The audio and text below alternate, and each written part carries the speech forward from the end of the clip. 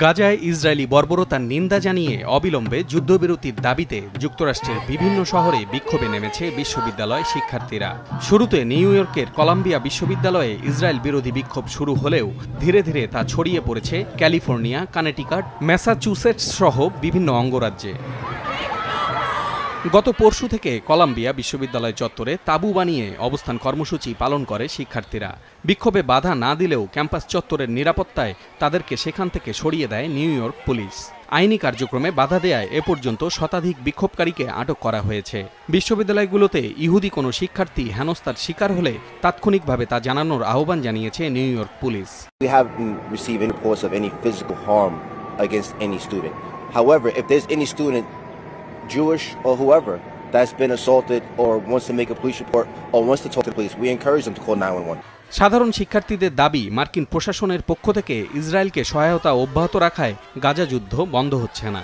We want Emerson College, number 1, call for an immediate ceasefire in Gaza. Number 2, to disclose all financial investments in Zionist organizations. Number 3, to divest from those organizations. Number 4, to drop all charges against students for disciplinary actions. New ইয়র্কের পাশাপাশি California, Connecticut ও ম্যাসাচুসেটসের বিভিন্ন বিশ্ববিদ্যালয়ের শিক্ষার্থীরা রাস্তা অবরোধ করে গতকাল Israel বিরোধী বিক্ষোভ করে। বেশ কিছু বিশ্ববিদ্যালয়ের শিক্ষকরাও শিক্ষার্থীদের বিক্ষোভে সমর্থন জানান। I want Emerson to listen to the students, hear them, understand their perspective, also open a space for a discussion of Palestine, the discussion of the genocide in Palestine, in Gaza, and allow the students to express themselves.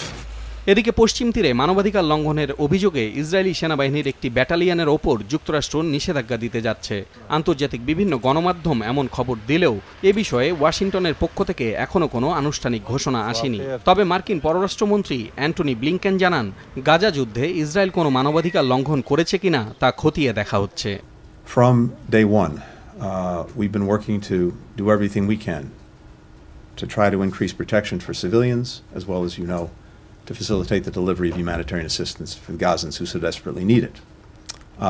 When it comes to allegations of incidents of whether it's violations of international humanitarian law, rights abuses, you name it, we have processes within the department that are looking at incidents that have been raised. গাজার বিভিন্ন এলাকায় Israeli হামলা অব্যাহত রয়েছে।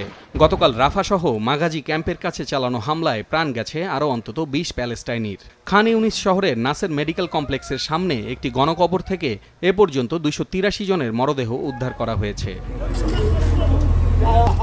উপত্যকার বেশিরভাগ হাসপাতাল Israeli হামলায় ক্ষতিগ্রস্ত হওয়ায় চিকিৎসা সেবা মুখ থুবড়ে পড়েছে। খাবার ও বিশুদ্ধ পানির অভাবে গাজা জুড়ে অপুষ্টির শিকার রোগীর সংখ্যা বেড়েছে কয়েক গুণ। এমন অবস্থায় আন্তর্জাতিক ত্রাণ সরবরাহের পথ আরও সুগম করতে ইসরায়েলের প্রতি আহ্বান জানিয়েছে জাতিসংঘ। পলাশ রঞ্জন রায়, মাছরাঙা নিউজ ডেস্ক।